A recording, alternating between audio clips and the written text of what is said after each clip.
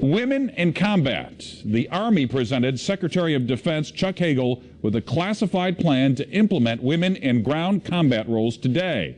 But for years, female soldiers from all over the country have been allowed to train as combat engineers right here in Missouri at Fort Leonard Wood. News Channel 5's Ann Allred goes inside the elite training course to see if women can hold their own. Means no worries. Ordered to sing. A method of distraction as Captain Jessica Katab is lowered to hang parallel with the ground 43 feet up. And then pushed off, face first.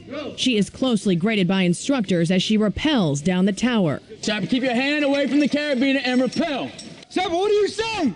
Sapper, Kionis, what do you say? You guys are supposed to be facing that way. Female, we're not going to yell at them less than we do the males. It's day 8 of the Army's Elite Sapper Leader Course at Fort Leonard Wood. At the end of the course, you're going to cry. 32 Army engineers will spend a month trying to graduate and earn this coveted Sapper tab for their uniforms. Let's go! Stand up! Sappers are combat engineers supporting soldiers on the front lines. Line 5 off, rappel! They go in before the infantry, clearing routes of IEDs, building bridges, or blowing up part of a house so the infantry can gain access to the building. He's pretty badass. I want one. I mean, you're going through the training. I want to get a tab. For 14 years, the Army has quietly allowed women to take this combat course, treating them no differently than the men. You are expected to pull your body weight up a rope and ascend and descend the exact same way.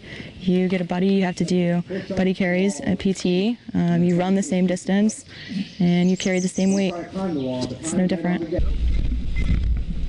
And as Washington navigates new policy allowing women in ground combat roles, the plan is to approach training standards exactly like the sappers. They pretty much have kept a single standard, and that's going to be our approach across the entire Army.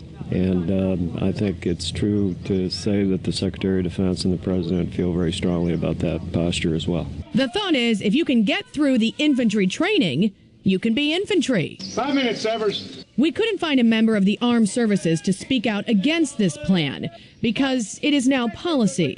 But last year, a female Marine Corps officer did. We are a warfighting institution, and combat readiness is going to be affected by this. Captain Petronio is fine with women in combat roles, but not ground troop infantry roles. She says infantry training and being infantry on the battlefield are not the same. Women physically can't handle it, including her, after 2 deployments to Afghanistan and Iraq, where she ended up on the front line. I left a 7-month deployment, 17 pounds lighter.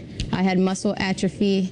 I stopped producing estrogen, which for me caused me to have infertility. And I was only doing a portion of what my infantry brethren were doing. For Captain Katab, she's never been interested in joining the infantry. But for her fellow female soldiers who do, she believes they deserve the chance. And they're going to get it. Only those people who push themselves too far will ever know how far you can go. Since 2009, the male graduation rate from this course is 52%. For women, it's 53%. Now, women can't sign up for these ground combat roles just yet. The Department of Defense still has to officially work out the training standards for females, and they must do it by January 1st, 2016. The Army's goal is to open 237,000 combat positions to women by that date. I'm Ann Allred, News Channel 5.